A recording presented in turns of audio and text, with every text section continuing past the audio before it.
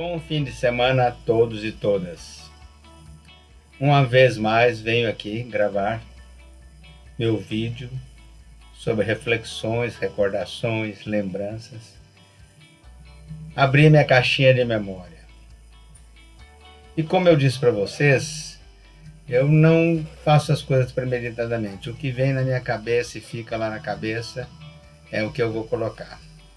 E essa semana apareceu uma referência dos tempos em que eu vivi em São Paulo e tinha uma carreira promissora. Entrei numa carreira promissora. Nessa época, foi no ano de 1970, eu fiquei desempregado. Estava começando a minha vida profissional, estava com 21 anos. Começando a minha vida profissional, não, começando a minha vida de adulto, né?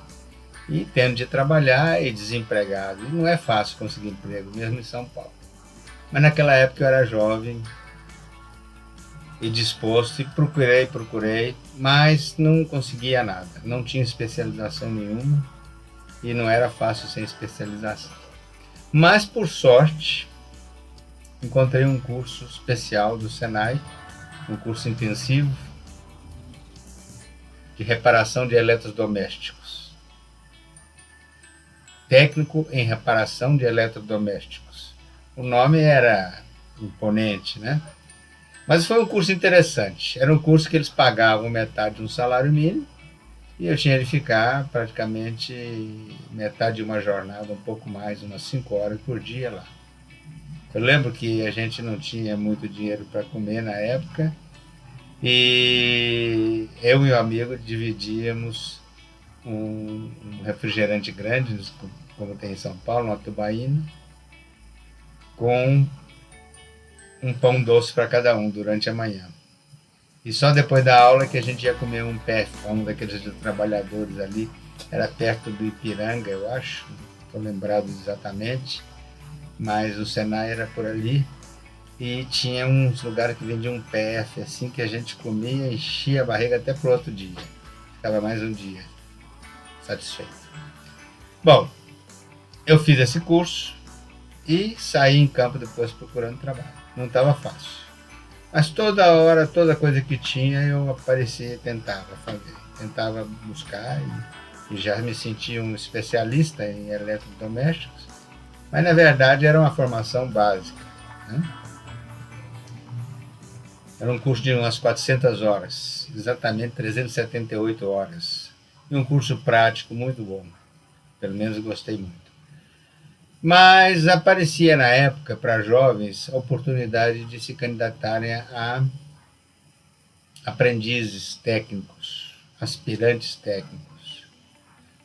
E entre vários empregos que eu busquei, eu consegui ser selecionado na Olivetti como aspirante técnico a mecânico.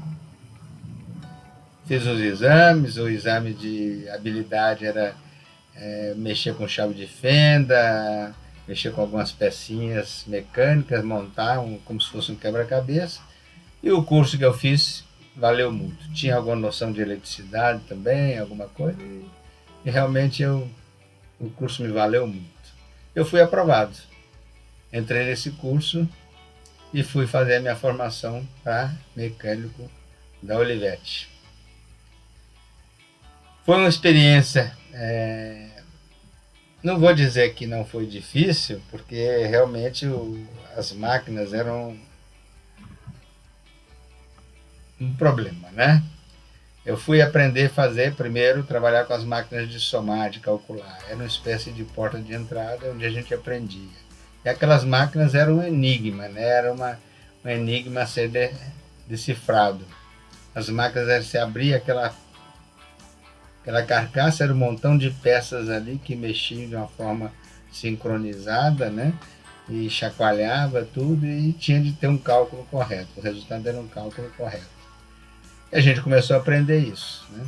Lógico que custava trabalho, tinha dificuldade e tudo, né?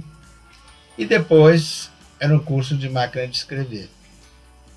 Aí a gente aprendeu a trabalhar tudo sobre a máquina de escrever.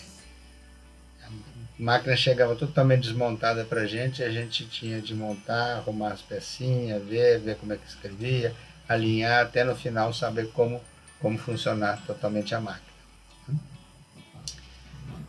Passado esse período, nós fomos para a oficina para praticar.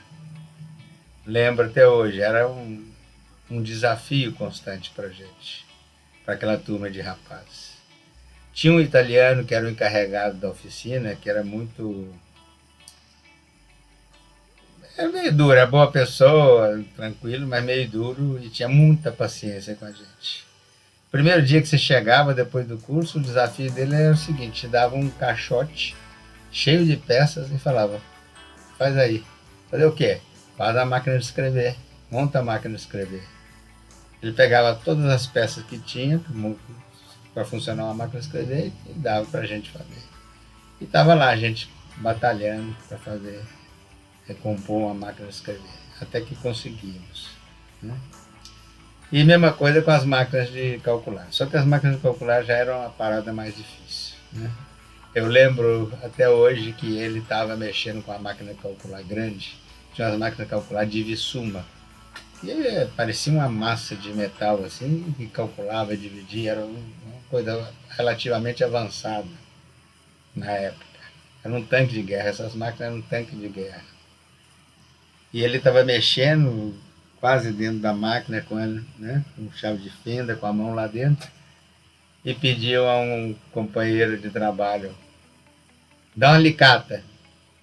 Ah, o cara não teve dúvida, pegou a tomada e ligou na tomada a máquina. A máquina apertou o dedo do chefe, quase que arranca o dedo dele. Né? E ele ficou, me pediu uma alicata, eu queria uma alicata, não uma ligada. Sim?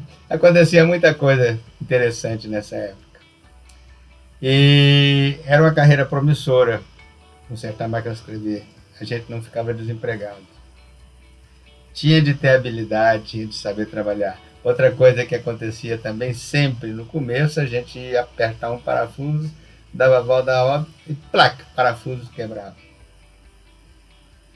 Ou então, a gente com medo de quebrar, não apertava o parafuso soltava. Né? Então, o parafuso tinha que ter uma medida certa de aperto. E a gente perguntava para os técnicos mais experientes como é que a gente fazia, né? Para não quebrar. Não, é simples, você pega a chave de fenda e vai apertando. Meia volta antes de quebrar, você para, entende? E a gente ficava pensando, né, sobre o assunto.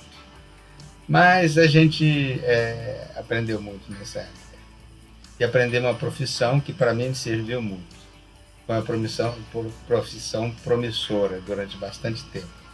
Trabalhei na IBM durante um ano, na Olivetti, e durante um ano, e posteriormente segui trabalhando em várias empresas de máquina de escrever, que eram mais avançadas na época. Chegando a trabalhar na IBM, que era top de linha, né? E tinha a famosa máquina de esferinha, que era muito avançada. A IBM não apostou no microcomputador. Na época ela apostava e dominava o mercado das máquinas de escrever. Pois é, por várias circunstâncias da vida, deixei essa profissão promissora de lado e estudei economia. Hoje seria saudade essa profissão, praticamente não existe. O técnico de máquina de escrever que exista hoje, ele vai trabalhar com antiguidade e pode ser até que seja muito especializado, porque vão ser pouquinhos os que existem. É uma profissão que deixou saudade para mim. Muito obrigado.